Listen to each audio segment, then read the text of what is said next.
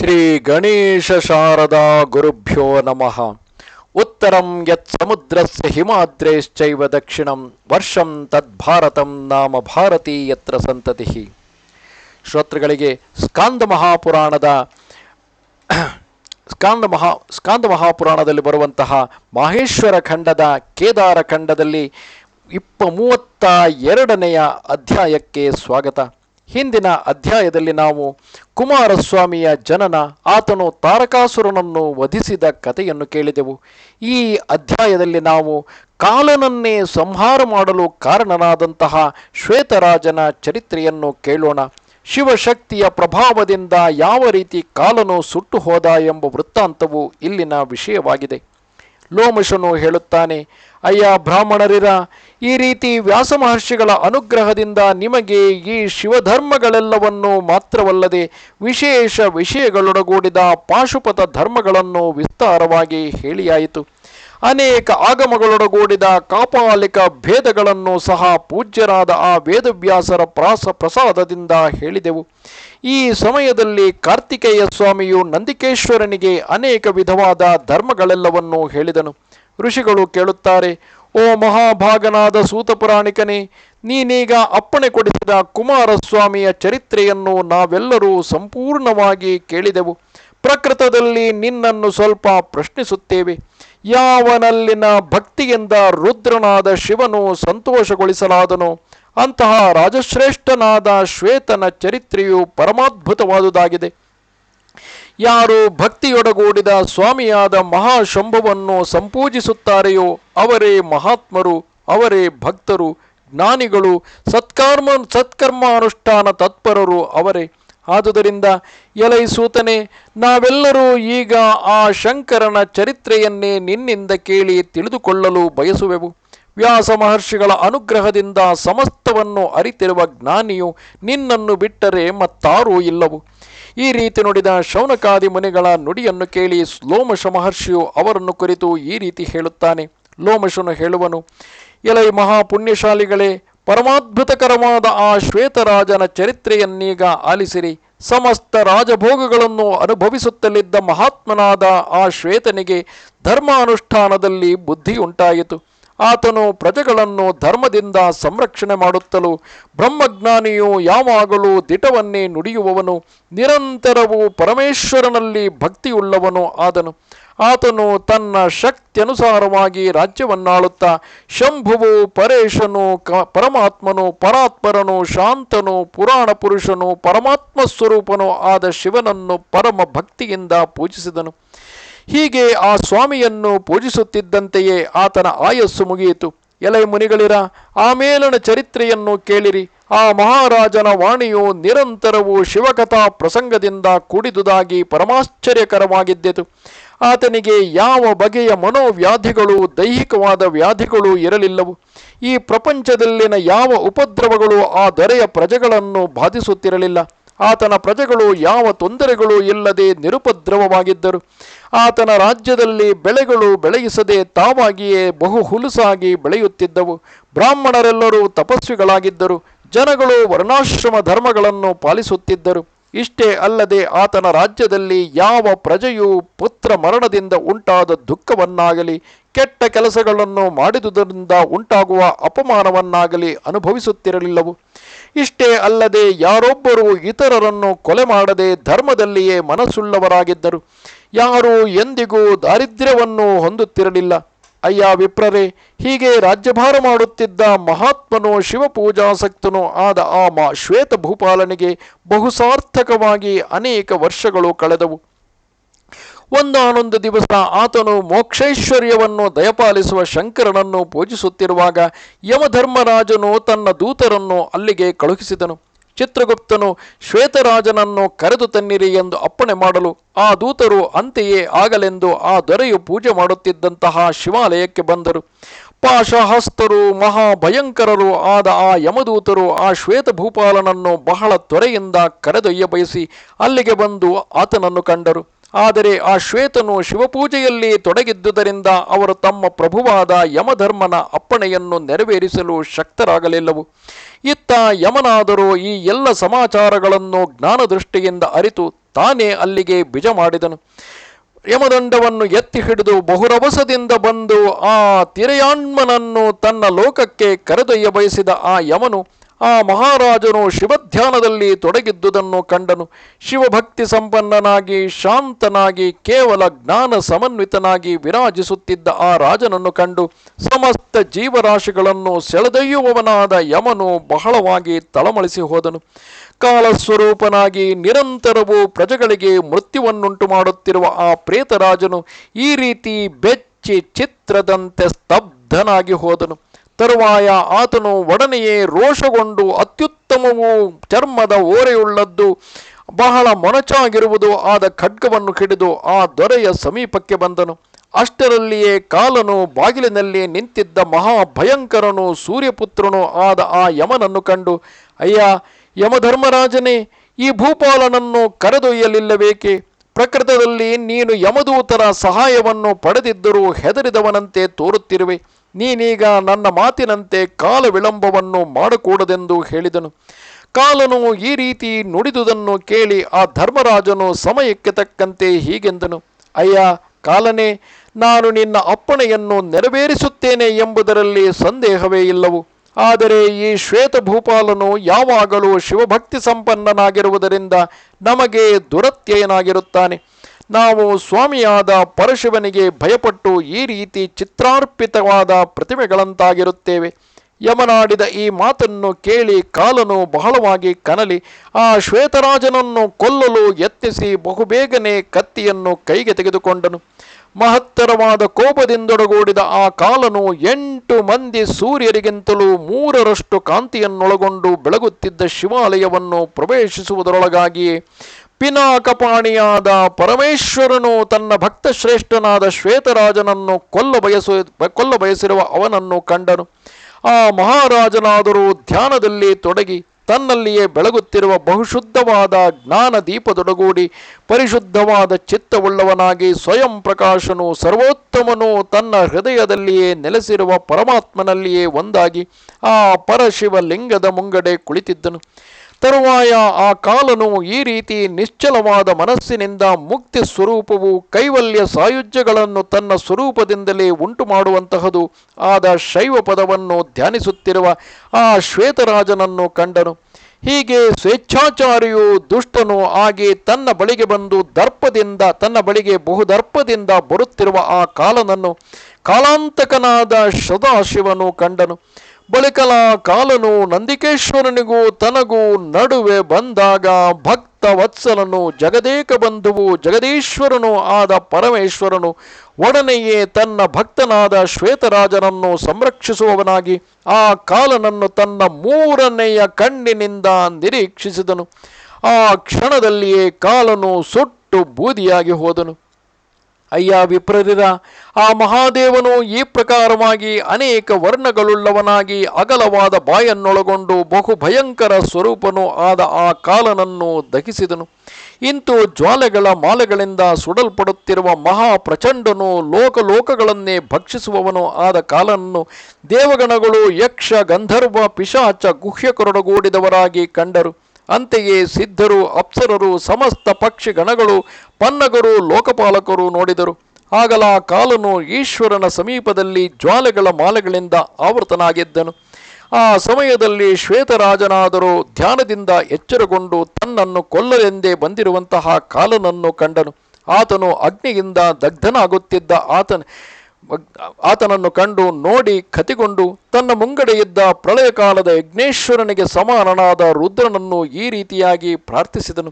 ಶ್ವೇತರಾಜನು ಹೇಳುತ್ತಾನೆ, ರುದ್ರನು ಸ್ವಯಂ ಪ್ರಕಾಶನು ಪರಬ್ರಹ್ಮಸ್ವರೂಪನು ತನ್ನನ್ನು ತಾನೇ ಅರಿತವನು ಯಾವ ಎಡರುಗಳು ಇಲ್ಲದವನು ಸೂಕ್ಷ್ಮಾತಿ ಸೂಕ್ಷ್ಮನು ಜ್ಯೋತಿಗಳಿಗೆಲ್ಲ ಸ್ವಾಮಿಯೂ ಆದ ಓ ಪರಮೇಶ್ವರ, ನಿನಗೆ ನಮಸ್ಕಾರವು. ಎಲೈ ಜಗನ್ನಾಥನೇ, ಭಕ್ತರ ಸಂರಕ್ಷಕನು ನೀನೇ, ತಾಯಿಯೂ ತಂದೆಯೂ ನೆಂಟನು ಗೆಳೆಯನು ನೀನೇ ಬಂಧುವು ಸ್ವಜನರು ಲೋಕಗಳಿಗೆಲ್ಲ ಪ್ರಭುವೂ ನೀನೇ. ಎಲೈ ಶಂಭುವೆ, ಈಗ ನೀನು ಮಾಡಿದುದಾದರೂ ಏನು? ನನ್ನ ಮುಂಗಡೆ ದಗ್ಧನಾಗುತ್ತಿರುವ ಈತನಾರು? ಈ ಪ್ರಕೃತದಲ್ಲಿ ಏನಾಯಿತು? ಯಾರು ಯಾವ ಮಹತ್ತರ ಕಾರ್ಯವನ್ನು ಎಸಗಿದರು ಎಂಬುದನ್ನು ನಾನರಿಯೆ. ಎಲೈ ವಿಪ್ರರೇ, ಈ ರೀತಿ ಪ್ರಾರ್ಥಿಸುತ್ತಿರುವ ಆ ಶ್ವೇತ ಮಹಾರಾಜನ ರೋದನವನ್ನು ಕೇಳಿ ಆ ಶಂಕರನು ಆತನನ್ನು ಎಚ್ಚರಗೊಳಿಸುವಂತೆ ಈ ರೀತಿಯಾಗಿ ಮಾತನಾಡಿದನು. ರುದ್ರನು ಹೇಳುತ್ತಾನೆ, ಅಯ್ಯ ಶ್ವೇತರಾಜನೇ, ನಾನು ಈ ಕಾಲನನ್ನು ನಿನಗೋಸ್ಕರ ದಹಿಸಿಬಿಟ್ಟೆನು. ಇವನು ಜ್ವಾಲೆಯ ಮಾಲೆಗಳಿಂದ ಆವೃತನಾಗಿರುವುದನ್ನು ನೀನು ಕಂಡೆಯಷ್ಟೇ. ಶಂಭುವು ಈ ರೀತಿ ಹೇಳಿದುದನ್ನು ಕೇಳಿ ಆ ರಾಜಸತ್ತಮನು ಶಾಂತನಾಗಿ ಆ ಶಿವನನ್ನು ಕುರಿತು, ಪರಮೇಶ್ವರ, ಈ ಕಾಲನು ಯಾವ ಅಕಾರ್ಯವನ್ನು ಮಾಡಿದುದರಿಂದ ಪ್ರಾಣನಾಶಕರವಾದ ಈ ಅವಸ್ಥೆಯನ್ನು ಪಡೆದನೆಂಬುದನ್ನು ಯಥಾರ್ಥವಾಗಿ ತಿಳಿಸುವವನಾಗು ಎಂದನು. ಈ ರೀತಿ ಆ ದೊರೆಯು ವಿಜ್ಞಾಪಿಸಲು ಪರಮೇಶ್ವರನು, ಅಯ್ಯ ಮಹಾರಾಜನೇ, ಇವನು ಸಮಸ್ತ ಪ್ರಾಣಿಗಳನ್ನು ಭಕ್ಷಿಸುವವನು. ಎಲೈ ವಿಭುವೆ, ಈ ಕಠಿಣ ಹೃದಯನು ಇದೀಗ ನಿನ್ನನ್ನು ಭಕ್ಷಿಸ ಬಂದನು. ಇವನು ನನ್ನ ಮುಂಗಡೆಯೇ ಹೀಗೆ ಮಾಡಬಂದುದನ್ನು ಕಂಡು ಮುಖ್ಯವಾಗಿ ನಿನಗೋಸ್ಕರವಾಗಿಯೇ ಇತರ ಭಕ್ತ ಜನಗಳಿಗೋಸ್ಕರವಾಗಿಯೂ ನಾನು ಇವನನ್ನು ಸುಟ್ಟೆನು. ಪಾಪಿಗಳು, ಅಧರ್ಮಿಷ್ಠರು, ಲೋಕವನ್ನು ಸಂಹರಿಸುವವರು, ಪಾಷಂಡವಾದಗಳನ್ನು ಮಾಡುವವರು ಆದ ಎಲ್ಲರೂ ನನಗೆ ವಧ್ಯರೇ ಸರಿ. ಈ ರೀತಿ ನುಡಿದ ರುದ್ರನ ಮಾತನ್ನು ಕೇಳಿ ಶ್ವೇತರಾಜನು ಆತನನ್ನು ಕುರಿತು, ಎಲೈ ಸ್ವಾಮಿಯೇ, ಲೋಕವೆಲ್ಲವೂ ಈ ಕಾಲನ ದೆಸೆಯಿಂದಲೇ ಪುಣ್ಯ ಕರ್ಮಗಳನ್ನು ಆಚರಿಸುತ್ತವೆ. ಈತನಿಂದಲೇ ಕೆಲವರು ಧರ್ಮದಲ್ಲಿ ನಿಷ್ಠೆಯುಳ್ಳವರಾಗಿ ಪರಮ ಭಕ್ತಿ ಸಮನ್ವಿತರಾಗಿರುವರು. ಕೆಲವರು ಅದೇ ಭಕ್ತಿಯಿಂದಲೇ ಪರಮಾತ್ಮನಾದ ನಿನ್ನನ್ನು ಉಪಾಸನೆ ಮಾಡುವವರಾಗಿರುತ್ತಾರೆ. ಇನ್ನು ಕೆಲವರು ಜ್ಞಾನಿಗಳಾಗಿರುವುದು ಇವನಿಂದಲೇ, ಕೆಲವರು ಅಧ್ಯಾತ್ಮದಲ್ಲಿ ತೊಡಗಿರುವುದು ಇವನಿಂದಲೇ, ಮತ್ತೆ ಕೆಲವರು ಮುಕ್ತರಾಗಿರುವುದೂ ಈತನ ಮೂಲಕವಾಗಿಯೇ. ಈ ಕಾಲನೇ ಚರಾಚರ ಪ್ರಾಣಿಗಳಿಗೆಲ್ಲ ಸಂಹಾರಕರ್ತನು, ಅದ್ವಿತೀಯವಾದ ಪಾಲಕನೂ ಆಗಿರುವನು. ಪ್ರಭುವೇ, ಈತನೇ ಪ್ರಾಣಿಗಳನ್ನು ಸೃಜಿಸುವವನಾಗಿ ಅವುಗಳ ಪ್ರಾಣ ಸ್ವರೂಪನೂ ಆಗಿರುತ್ತಾನೆ. ಆದುದರಿಂದ ನೀನು ಈತನನ್ನು ಜಾಗೃತೆಯಾಗಿ ಬದುಕಿಸಬೇಕು. ಎಲೈ ಶಂಕರನೇ, ನೀನು ಸೃಷ್ಟಿಯಲ್ಲಿ ಮನಸ್ಸುಳ್ಳವನು, ಸಮಸ್ತ ಪ್ರಾಣಿಗಳನ್ನು ಸಂಹಾರಗೊಳಿಸುವವನು ಆಗಿದ್ದರೆ ಈ ಕಾಲನನ್ನು ಜಾಗೃತೆಯಾಗಿ ಬದುಕಿಸುವವನಾಗು. ಓ ಶಂಕರ, ಕಾಲನನ್ನುಳಿದು ಈ ಲೋಕದಲ್ಲಿ ಏನೊಂದು ನಡೆಯುವುದಿಲ್ಲ. ಎಲೈ ಶೌನಕಾದಿ ಮಹರ್ಷಿಗಳಿರ, ಮಹಾಪ್ರತಾಪಶಾಲಿಯಾದ ಆ ಶ್ವೇತರಾಜನು ಈ ರೀತಿ ವಿಜ್ಞಾಪಿಸಿದ ತರುವಾಯ ಪರಮೇಶ್ವರನು ಆ ತನ್ನ ಭಕ್ತನ ಮಾತಿನಂತೆಯೇ ಮಾಡಿದನು. ಆ ಮಹೇಶ್ವರನು ನಸುನಕ್ಕು ಆ ಕಾಲನನ್ನು ಬದುಕಿಸಿದನು. ಅಲ್ಲದೆ ಪೂರ್ವದಲ್ಲಿ ಅವನಿಗೆ ಯಾವ ರೂಪವಿದ್ದಿತೋ ಅದನ್ನು ಅನುಗ್ರಹಿಸಿ ಯಮದೂತರ ಮಧ್ಯದಲ್ಲಿಯೇ ಅವನನ್ನು ಆಲಂಗಿಸಿದನು. ತರುವಾಯ ಆ ಕಾಲನು ಪರಮೇಶ್ವರನ ಸಮೀಪದಲ್ಲಿ ಲಜ್ಜೆಯೊಡಗೂಡಿ ವೃಷಭವಾಹನನಾದ ಆ ಸ್ವಾಮಿಯನ್ನು ನಮಸ್ಕರಿಸಿ ಅಗ್ನಿಮಯನಾದ ಆತನನ್ನು ಕಂಡು ಆಶ್ಚರ್ಯಭರಿತನಾಗಿ ಈ ಮಾತುಗಳನ್ನು ಆಡಿದನು. ಕಾಲನು ಹೇಳುತ್ತಾನೆ, ಎಲೈ ಕಾಲಾಂತಕನು, ಸ್ವರ್ಗ ಮರ್ತ್ಯ ಪಾತಾಳಗಳೆಂಬ ತ್ರಿಪುರಗಳ ಒಡೆಯನು, ತ್ರಿಪುರಾಂತಕನು ಆದವೋ ಪ್ರಭುವೇ, ಜಗತ್ಪತಿಯಾದ ನೀನು ಪೂರ್ವದಲ್ಲಿ ಮನ್ಮಥನನ್ನು ಸುಟ್ಟು ಅನಂಗನನ್ನಾಗಿ ಮಾಡಿದೆ. ಎಲೈ ಶಂಕರನೇ, ಪೂರ್ವದಲ್ಲಿ ದಕ್ಷನೆಸಗಿದ ಪರಮಾಶ್ಚರ್ಯಕರವಾದ ಯಜ್ಞವನ್ನು ನೀನು ನಾಶಗೊಳಿಸಿರುತ್ತೀಯೇ. ಎಲ್ಲರಿಗೂ ವಿನಾಶವನ್ನುಂಟು ಮಾಡುವಂತಹ ಅಸಹ್ಯಕರವಾಗಿ ಇತರರಾರಿಗೂ ಧರಿಸಲಸಾಧ್ಯವಾದ ಕಾಲಕೂಟ ಮಹಾವಿಷವನ್ನು ಪಾನ ಮಾಡಿರುವೆ. ಲಿಂಗಸ್ವರೂಪಿಯಾದ ನಿನ್ನಿಂದ ಅದು ಅಂದು 3 ಲೋಕಗಳು ವ್ಯಾಪಿಸಲಾದವು. ಆಗ ಸುರಾಸುರರೆಲ್ಲರೂ ಸಮಸ್ತವು ಲಗಿಸುವುದರಿಂದ ಇದು ಲಿಂಗವೆಂದು ಹೇಳಿದರು. ಯಾವ ಲಿಂಗದ ಅಂತವನ್ನು, ದೇವದೇವನಾದ ಆ ನಿನ್ನ ಸರ್ವೋತ್ತಮವಾದ ಲಿಂಗ ಸ್ವರೂಪದ ಮಹಿಮೆಯನ್ನು ಬ್ರಹ್ಮ ವಿಷ್ಣು ಮೊದಲಾದ ದೇವತೆಗಳು ಅರಿಯಲಾರದೆ ಹೋದರು. ಅಂತಹ ಓ ವಿಶ್ವಮಂಗಳನೇ, ಪರಮೇಶ್ವರನಾದ ನಿನಗೆ ಪುನಃ ಪುನಃ ನಮಸ್ಕಾರವು. ಶಿತಿಕಂಠನು ಕಪರ್ದಿಯೂ ಆದ ನಿನಗೆ ನಮಸ್ಕಾರವು. ಕಾರಣಗಳೆಲ್ಲಕ್ಕೂ ಮೂಲ ಕಾರಣನಾಗಿರುವ ನಿನಗೆ ನಮೋ ನಮಃ. ಮಂಗಳರೂಪನು, ಮಂಗಳಾತ್ಮನು, ಜ್ಞಾನ ಸ್ವರೂಪನು ಆದ ನಿನಗೆ ನಮೋ ನಮಃ. ಪ್ರಭು, ಜ್ಞಾನವಿತ್ತುಗಳಾದ ಪಂಡಿತರೆಲ್ಲರಿಗೂ ಪುರಾಣ ಪುರುಷನಾದ ನೀನೇ ಆದಿದೇವನಾಗಿರುತ್ತೀಯೇ.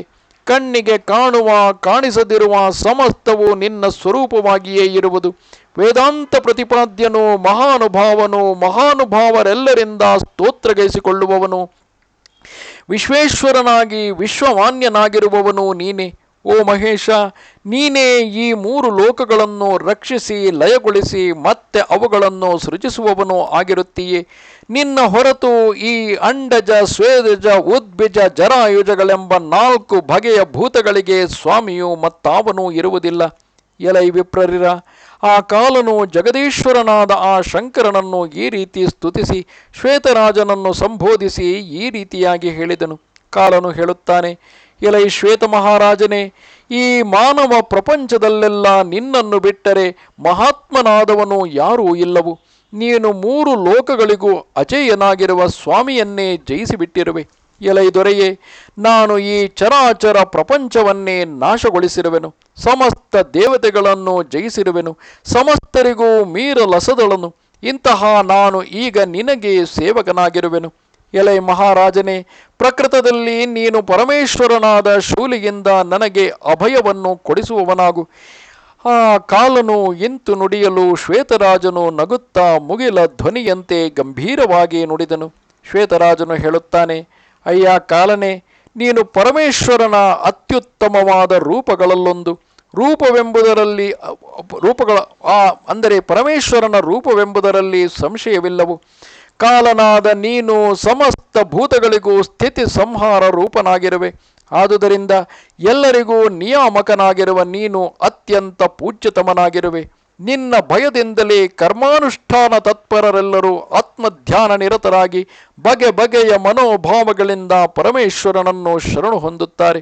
ಸೂತ ಮಹರ್ಷಿಯು ಹೇಳುತ್ತಾನೆ, ಎಲೈ ಶೌನಕಾದಿ ಮುನಿಗಳಿರ, ಈ ಪ್ರಕಾರವಾಗಿ ಮಹಾಧರ್ಮಿಷ್ಠನಾದ ಆ ರಾಜನು ಕಾಲನನ್ನು ಸಂರಕ್ಷಿಸಿದನು. ಅವನು ಶಿವನ ಪ್ರಸಾದ ಮಾತ್ರದಿಂದ ತಿಳುವಳಿಕೆಯನ್ನು ಪಡೆದನು. ಆಗ ಯಮನು, ಮೃತ್ಯುದೇವತೆಯು, ಯಮದೂತರು ಆತನನ್ನು ಸ್ತುತಿಸಿದರು. ತರುವಾಯ ಯಮಧರ್ಮರಾಜನಾದರೂ ಶಿವನನ್ನು ನಮಸ್ಕರಿಸಿ ಸ್ತುತಿಸಿ ಪುನಃ ಪುನಃ ಪುನಃ ತಾನು ಎಂದುಕೊಂಡು ತನ್ನ ಪಟ್ಟಣಕ್ಕೆ ಹಿಂದಿರುಗಿದನು. ಅವನು ತನ್ನ ಭವನವನ್ನು ಸೇರಿದ ತರುವಾಯ ತನ್ನ ಪತ್ನಿಯಾದ ಮಾಯಾದೇವಿಯೊಡನೆ ಶಿವನ ಮಹತ್ತರವಾದ ಚರಿತ್ರೆಯನ್ನು ಅಡಿಗಡಿಗೂ ಸ್ಮರಿಸುತ್ತಾ ಅತ್ಯಾಶ್ಚರ್ಯಭರಿತನಾದನು.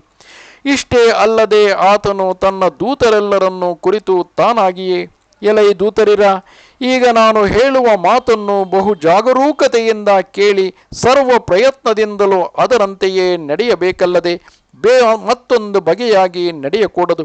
ಕಾಲನು ಹೇಳುತ್ತಾನೆ, ಯಾರು ತ್ರಿಪುಂಡ್ರವನ್ನು ಧರಿಸಿರುತ್ತಾರೆಯೋ, ಜಟೆಗಳನ್ನು ಯಾರು ಬಿಟ್ಟಿರುತ್ತಾರೆಯೋ, ಯಾರಾದರೆ ರುದ್ರಾಕ್ಷಿಗಳನ್ನು ಧರಿಸಿರುತ್ತಾರೆಯೋ, ಶಿವನ ಹೆಸರುಗಳನ್ನು ಯಾರು ತಳೆದಿರುತ್ತಾರೆಯೋ, ಯಾರು ಆ ಪರಮೇಶ್ವರನ ದಿವ್ಯ ನಾಮಗಳನ್ನು ಪುರಶ್ಚರಣೆ ಮಾಡುತ್ತಿರುತ್ತಾರೆಯೋ, ಹೊಟ್ಟೆಯ ಪಾಡಿಗೇ ಇರಲಿ ಅಥವಾ ಭಯಕ್ಕೋಸ್ಕರವಾಗಿಯೇ ಇರಲಿ, ಯಾರು ಪಾಪಿಷ್ಠರು ದುರಾಚಾರರು ಆದರೂ ಶಿವನ ವೇಷಗಳನ್ನು ತಳೆದಿರುತ್ತಾರೆಯೋ ಅವರೆಲ್ಲರನ್ನೂ ನೀವು ನನ್ನ ಲೋಕಕ್ಕೆ ಕರೆತರಕೂಡದು. ಅವರು ನಿರಂತರವೂ ಪಾಪಗಳನ್ನು ಮಾಡುವವರೇ ಆದರೂ ಅವರನ್ನು ಪ್ರಯತ್ನಪೂರ್ವಕವಾಗಿ ಬಿಟ್ಟು ಬಿಡತಕ್ಕದ್ದು. ಎಲೈ ದೂತರಿರ, ಇನ್ನು ಪರಮಭಕ್ತಿಯಿಂದ ಆ ಸದಾಶಿವನನ್ನು ಪೂಜಿಸುವವರ ವಿಷಯವನ್ನು ಹೇಳತಕ್ಕದೇನು? ಅವರು ಸಾಕ್ಷಾತ್ ರುದ್ರರೆಂಬುದರಲ್ಲಿ ಸಂಶಯವೇ ಇಲ್ಲವು.